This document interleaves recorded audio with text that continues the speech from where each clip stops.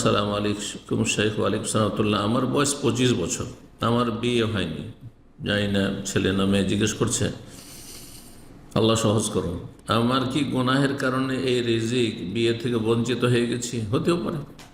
আল্লাহ কোরআনে কারীমে বিভিন্ন আয়াতে বলছেন, ওমা আসাবাকুম মুসিবাতিন ফাবিমা কাসাবাত আইদিকুম, তোমাদের ওপর কোনো বিপদ আপদ যদি আসে তা তোমাদের কর্মের, কুকর্মের ফল, পাপের ফসল।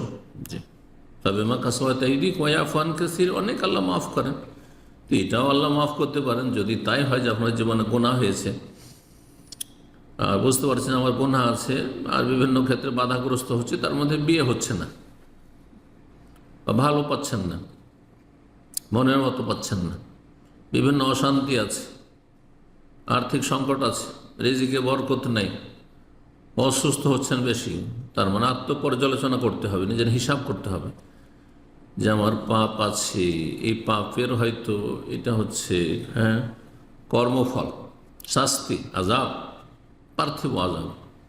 ওয়ালানুযীকান্নাহুম মিনাল আযাবিল আদনা দুনাল আযাবিল আকবার লাআল্লাহুম ইয়ারজিউন। আল্লাহ বলছেন যে ছোট ছোট আযাব, দুনিয়ার নিকটতম আযাব আমি দিয়ে থাকি মহাশাস্তি বড় আযাবের আগে, মানে মরার পরে যে কবরের শাস্তি, কবরের আযাব, জাহান্নামের আযাবের আগে দুনিয়াতে কিছু আযাব শাস্তি দিয়ে থাকি। কিসের জন্য? লাআল্লাহুম ইয়ারজিউন, যাতে করে সংশোধন করে ফিরে আসে।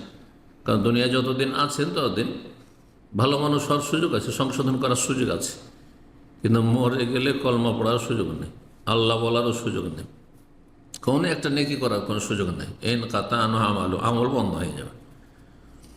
সুতরাং তবে ইস্তেগফার করুন, আল্লাহর কাছে ক্ষমা চান। তবে ইস্তেগফার করলে রিজিকে বরকত হয়, মনের আশা পূরণ হয়, এবং আল্লাহর কাছে তওবা করার সাথে সাথে দোয়া করুন। যদি বিষয়টি এমন হয় তাহলে আমার করণীয় কি? যেমনটা বললাম, তওবা করেন, গুনাহ হয়েছে তো, আর গুনাহ প্রত্যেকের আছে, কারো কম কারো বেশি, বিশেষ করে কাবিরা গুনাহ জানা আছে, অবশ্যই তওবা করা ফরজ, দ্রুত তওবা করা ফরজ, বিনা বিলম্বে। এবং তওবা না করলে আল্লাহ মাফ করবেন না, কাবিরা গুনাহ বিনা তওবাতে আল্লাহ মাফ করবেন না। খালেস অন্তরে তওবা করলে ভালো মানুষ হয়ে যাবেন, খারাপ ছিলেন ভালো হয়ে যাবেন, এবং ভালোদের সাথে উঠা বসা করবেন, ভালোদের সাথে আত্মীয়তা করবেন, বেশি এলম শিখার চেষ্টা করবেন, বেশি আমল, সুন্দর আমল করার চেষ্টা করবেন। এইভাবে জিকির আজকার করবেন, আল্লাহর কাছে দোয়া করবেন। আল্লাহ গফুরুর রহিম, আল্লাহ মাফ করবেন।